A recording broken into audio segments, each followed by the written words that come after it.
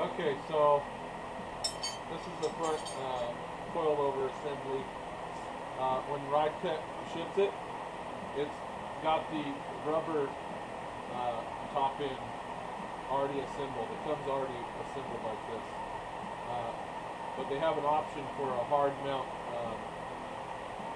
bearing. This gives it a little bit more stiffer, more responsive steering. So to change that out, you just take these 3 screws out.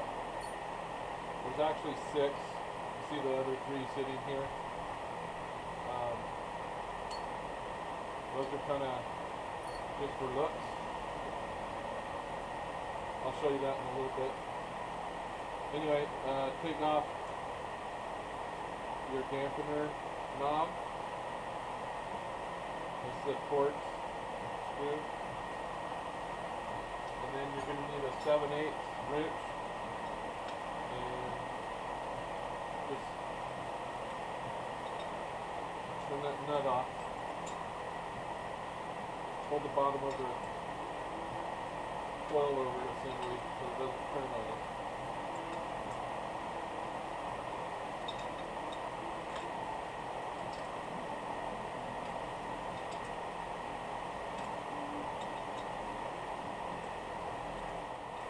Well, as you can see, I was having a little trouble. What was going on was the shaft was spinning along with the nut. They didn't mention that in the instructions anywhere, but the first one I did, it didn't do that.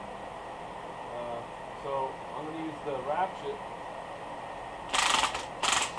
to take that nut off.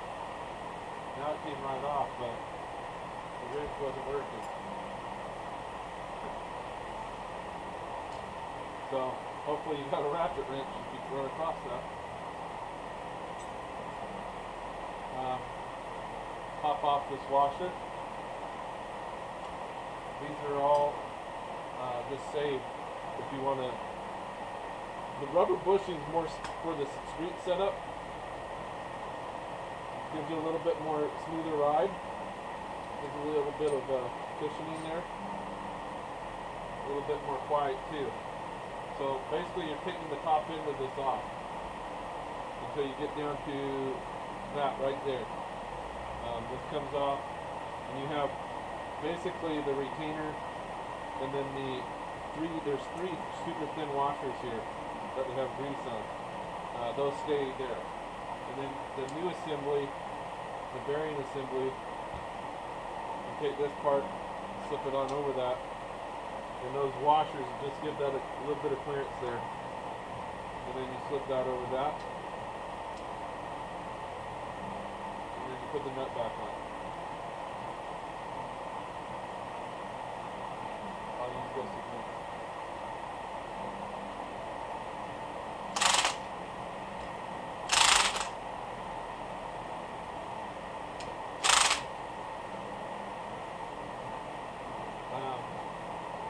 The way I did the first one, I left about a 1/4 inch of the thread showing here. And then I lift the string up to it and tighten everything back up.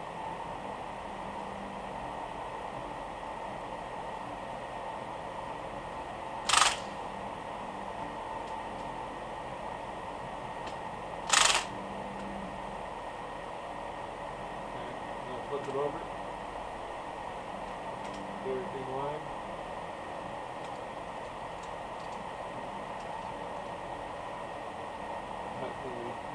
Retainer. Oh, it snugs it up. You don't need to get it too tight right now. Do that later on when it's on the car. And then put your cap back on. There's a little alignment spacer on there.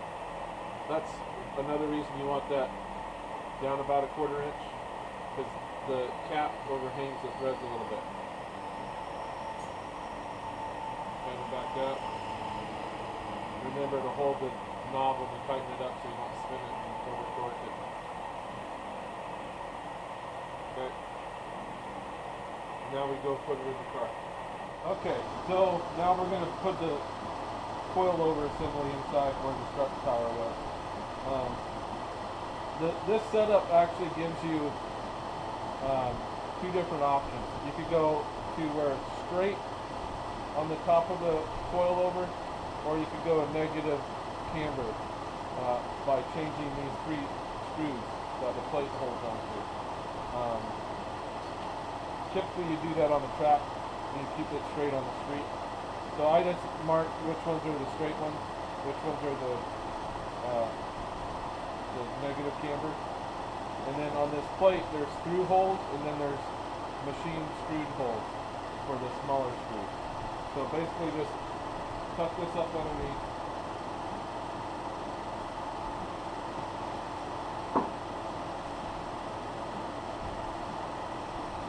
Hold it with one hand, put the cap over it,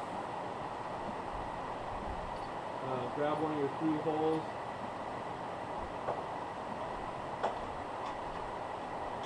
get that started. Now you can let the weight off of it so you're not struggling. Grab another screw, same thing, get it started there.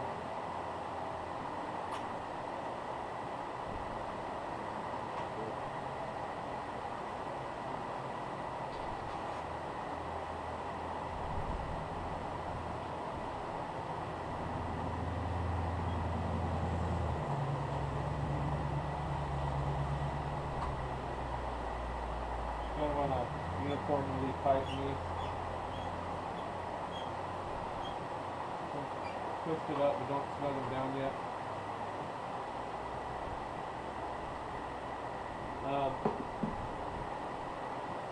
Just make sure your coilover is facing the right direction underneath here. Just grab it and kind of twist it. And then now, there's a little bit of play in this tower. You can see there's just a little bit. You just kind of center it up. It's nothing more than probably a quarter or a half of a degree if you moved it out of whack. Basically just tighten those screws up.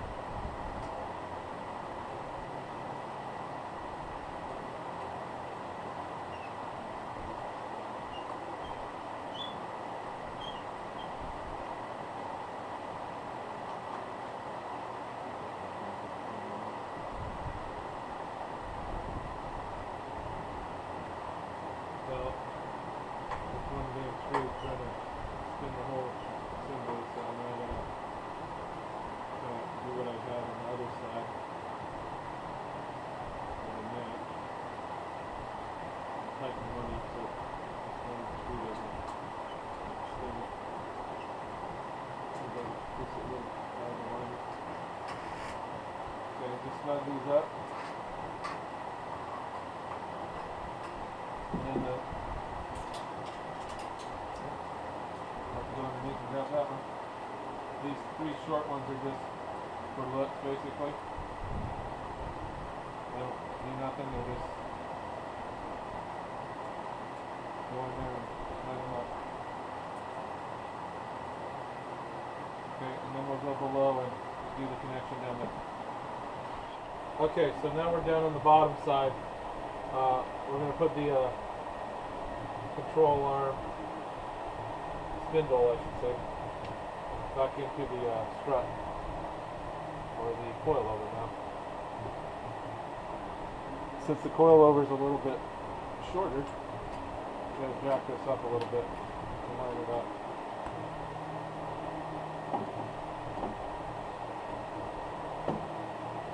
Anyway, you slide that into there. Jack it up until the bolts line up, bolt holes line up. And put the stock bolts back in.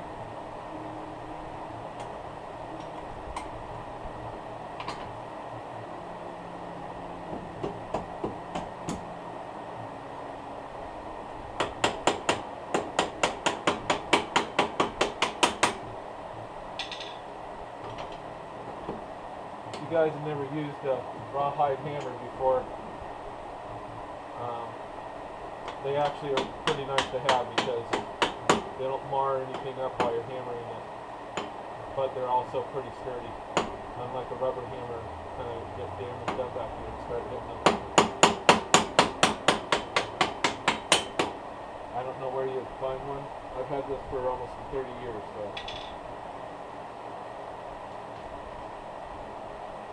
so bolts are through. Put the nuts on. Sure everything's lined up. 15/16 wrench in socket.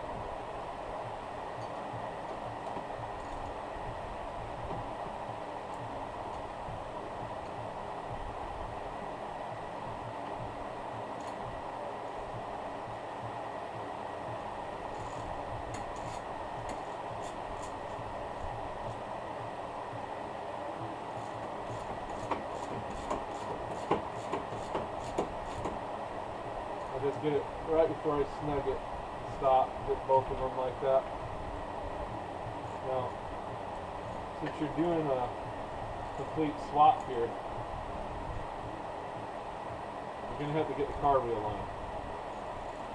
Because these two bolts are what affect your camber at the bottom end. So, as you can see, there's a lot of movement here. That movement is your adjustment when they go and do your alignment.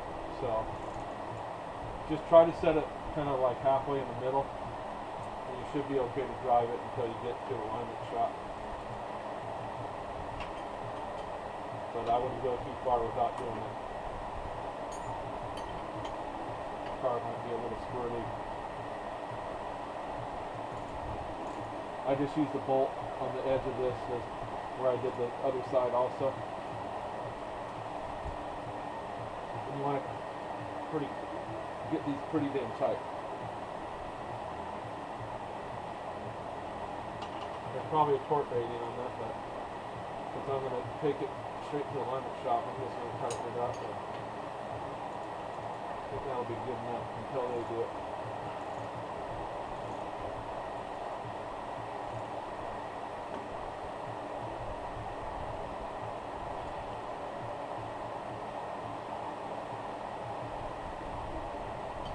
Okay, that's that.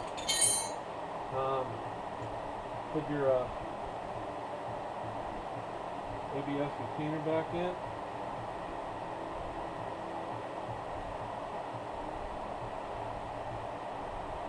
Okay. One thing I did notice is the brake holder, which is over here, doesn't have a nut on it, and the stock one has a nut with a bolt that's there. So, and they don't give us anything for this to hold this, so you have to go to the store, and I would suggest getting a stainless steel screw so it doesn't rust up. If you use a normal one, it'll rust up. But I'm not even going to hook this up because I'm changing my brake lines tomorrow to stainless steel, and those are a totally different setup, so I'm not even going to use this. But typically you'd want to hook that back up with a bolt, so you're going to have to run to the hardware store and get a bolt for that. I would say like a 1/4 inch stainless steel bolt with a nut and a locking washer so it doesn't vibrate loose. Okay, and then next we put the tie rod on.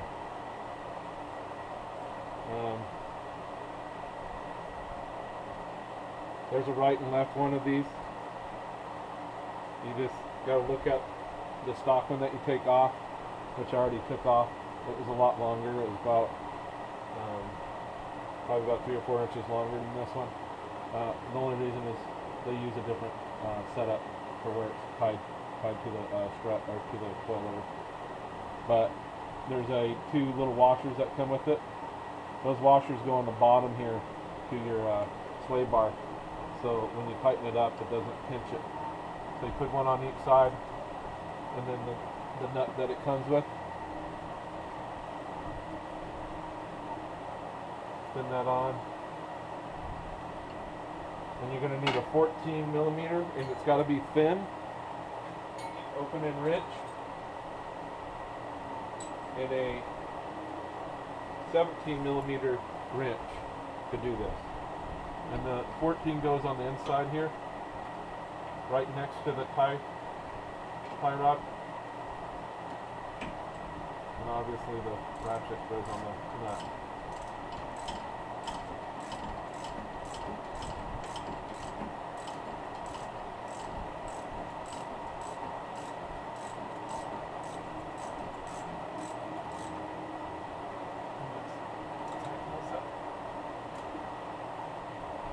Now those washers allow you to spin it. It doesn't bind up. That's what those washers are for. And then your top one, it's set up, it doesn't need washers. It's set up from the factory just to go straight into their hole that they have.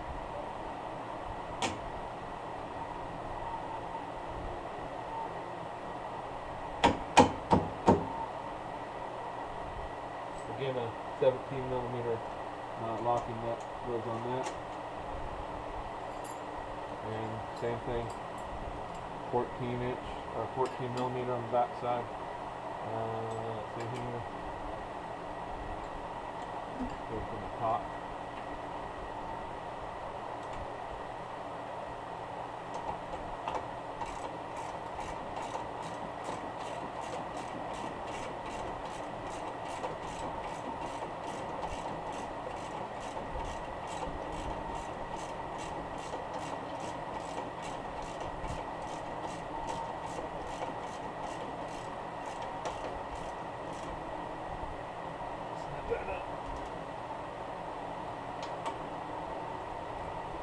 And lower the jack. Now that everything's hooked up, you can push that out of the way. And that's pretty much your assembly. Get the camera in here to see if you can see it all good.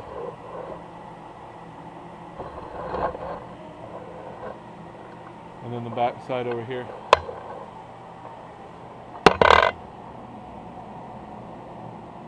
So really this all that leaves us now is the final adjustment on the shock. And that, I just twist it by hand. Make sure the locking screw is not tight while you're doing this so you don't damage the threads. So based off of what I learned on the rear is when I just snugged it up by hand good on both sides and lowered it down, it gave me almost a 2-inch drop, which was way too much. So I took another probably hour of spending time going through and tightening this up even more and more until I got to the ride height I wanted. I ended up going an 1.25 inch drop on the rear. On the front, I'll do the same, and that'll give it the stance that it had before, just an 1.25 inch lower. The stock setting is basically a 3/4 inch difference from front to back. The back's just slightly higher.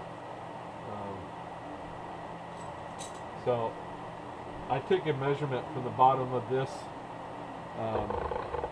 retainer nut and then the top of that shock, and on my other one I came up with 95mm, and that's what I'll get. I'll do that again here just so I got a basis to start. But you're actually going to have to put the car back on the ground, put the wheels on it, take it for a quick drive, let everything kind of settle in, and then go back and measure your wheel wells like I showed you in the very beginning. And you might have to adjust one side just a couple more turns to get them both set correctly. You know, everything's going to be slightly different. This will affect the height a little bit. So you might even want to check that after you get it realigned, is check the height at your fender wells again once you get it lined, because this adjustment could affect that about a 1/4 inch off the height. So don't make this set in stone right now, because once you get it aligned, you might end up having to change it again.